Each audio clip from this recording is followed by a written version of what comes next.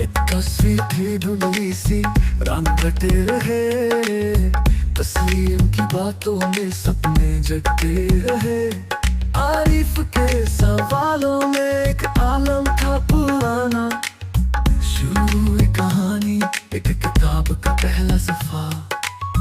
आखिरी लफ्ज तक दिल ने साथ दिया सच्चा। तस्लीम और आरिफ, दोस्ती का रंग है नया। वक्त के साथ बदला रिश्ता, एक मिसाल बना। गुरु से भाई तक रिश्ते की जुबान बदली। तस्लीम और आरिफ, दोस्ती की दुनिया असली।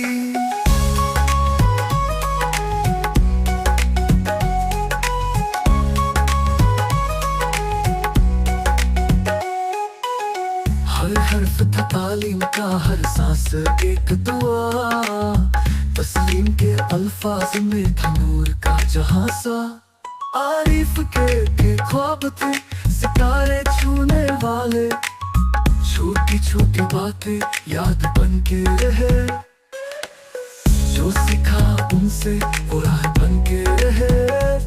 आज भी है वो तस्वीर दिल के कोने में बसी। तस्लीम